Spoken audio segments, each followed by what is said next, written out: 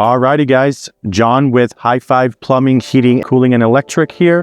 Today we're going to talk about flushing a water heater. The reasons why we would flush a water heater is just to prevent the sediment buildup inside of the tank. We got a water heater here, cold water goes into it, the hot water comes back out. There is a divider here in the middle that comes about here. The divider is there so the cold water that comes in doesn't just float over and you get mixed lukewarm water. So the cold water gets shot down all the way to the bottom of the unit here, and then it warms up with the burner assembly here, traveling up through the hot system here. What happens is the sediment in our water tends to stay at the bottom with all of the constant pressure pushing down on it. What happens with sediment over time is it will start to solidify into a brick. So what happens with that brick would be the same thing if you were to grab a brick from outside, put it on your stove, put a pot of water on top of that and try to boil that water through that brick. Will it work? Yes, but it's going to make your stove work 10 times harder than it needs to. Same thing with the water heater. So what we recommend is flushing it once a year to prevent that sediment from building up too much. First step we're going to do is shut the water off here.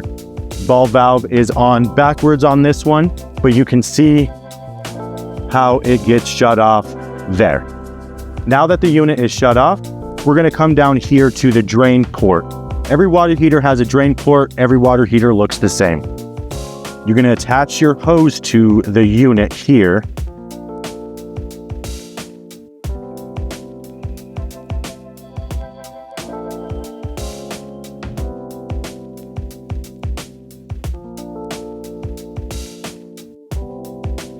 Run your hose over to the floor drain here and set it in. With your flathead screwdriver, go ahead and open up this drain port. The water's going to start flowing, and if it keeps going, you got good flow. Let it run until the unit stops running. Close up the drain port, turn the water back on. If it stops running, which happens most of the time here, or you'll see that the pressure just stops completely or is just trickling down, what you can do is open up your TMP here. That allows airflow to go into it, helps it drain faster.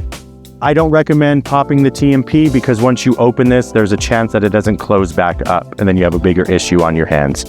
What I like to do is grab my Channies.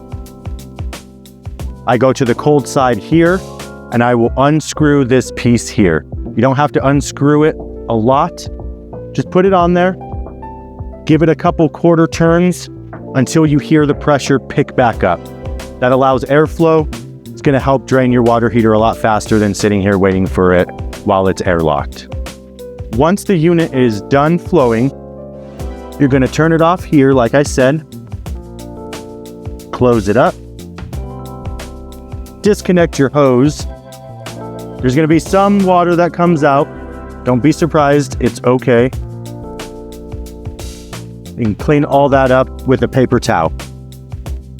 Turn the water back on. On this one, it's not going to take much for it to refill back up because we didn't drain it all the way. Your water heater will take a minute to fill back up.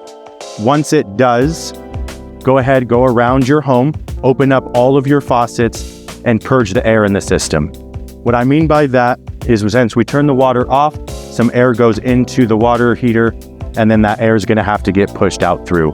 What happens is you'll go to turn something on, it's going to be some water that comes out, and then it's going to be violently shaking, spewing out air. This is completely normal. Let it do its thing. You might also get some discoloration, orangey or black. Both are completely normal. Let it run until you have no more air. Go ahead and turn everything back off. It should clear itself within 5 to 10 seconds.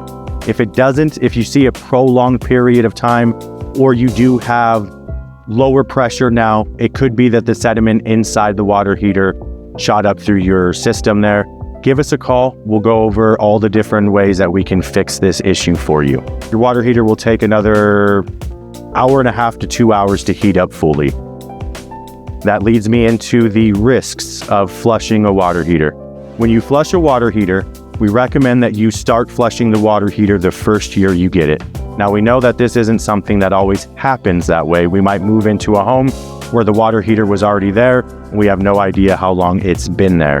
We do not recommend to flush a water heater that is over 10 years old, and if you don't know when's the last time it was maintenance, I wouldn't maintenance it if it's over 5 years old. The reason why we don't recommend flushing a water heater that's over 10 years old or 5 years if you've just moved in is because the sediment could be built up too much inside of the water heater. And what happens is once you start trying to drain that down, the water pressure stops pushing on the sidewalls and all that sediment that's built up around the wall falls down to the bottom. When you fill it back up with water, it shakes up all that sediment kind of like a snow globe will.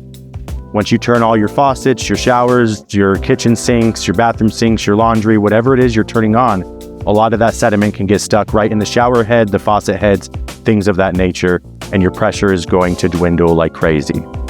So we don't recommend doing that. If you have any questions on where to find the age or the manufacturer or the size, anything like that, that is going to be located on your water heater right here. If you have any doubt on whether you should flush your water heater or how to, maybe your water heater is a little bit more unique than this one here, feel free to reach out to us at High Five. We would love to send someone out to look at your water heater if you don't feel comfortable touching it.